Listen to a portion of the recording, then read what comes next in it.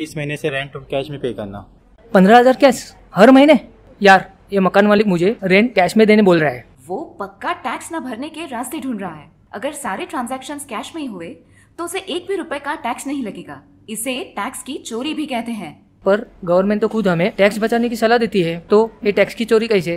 Tax evasion और tax avoidance दोनों एक दूसरे से बहुत अलग हैं। टैक्स इवेजन इलीगल है पर टैक्स अवॉइडेंस लीगल। इन दोनों प्रकार में ऐसी स्ट्रेटजीज होती हैं जिससे कोई भी व्यक्ति या ऑर्गेनाइजेशन को कम टैक्स भरना पड़े।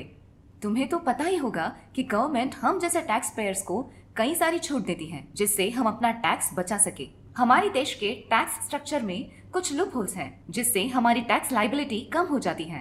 एक टैक्स पेयर इन चीजों का फायदा उठाकर अपने बुक्स ऑफ अकाउंट्स के इनकम एंड एक्सपेंडिचर में सिस्टमैटिक चेंजेस करके टैक्स लाइबिलिटी को कम कर सकता है। इसके कुछ एग्जाम्पल्स हैं, जैसे कि पब्लिक प्रोविडेंट फंड में इन्वेस्टमेंट करना, गवर्नमेंट बॉन्ड्स खरीदना, इंश्योरेंस पॉलिसी लेना।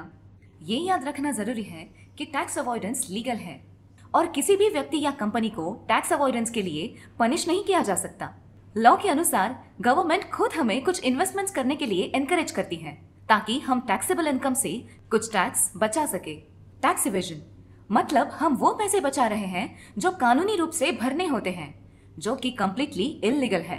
टैक्स इवेजन कैसे होता है वो देखते हैं। अपनी एसेट्स, प्रॉपर्टी और संपत्ति छुपाना, कैश में कारोबार करके उसके रिकॉर्ड सीक्रेट रखना, खुद को बैंकरप्ट घोषित करना, अपने अकाउंट्स में जाली ट्रांजैक्शंस बनाना, ये सारे इलीगल काम है और ये करने पे आपको कठोर सजा भी हो सकती है, जैसे कि फाइन, जेल या दोनों।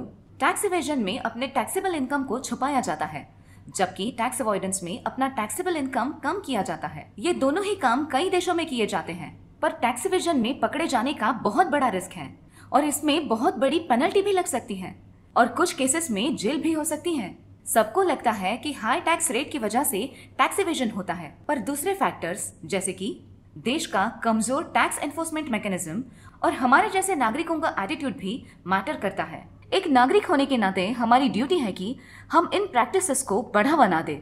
ये कहना बिल्कुल भी गलत नहीं होगा कि तुम अपने लैंडलॉर्ड को कैश में पेमेंट देकर ब्लैक इकोनॉमी को बढ़ावा दे रहे हो और तुम्हें ये अवॉइड करना चाहिए।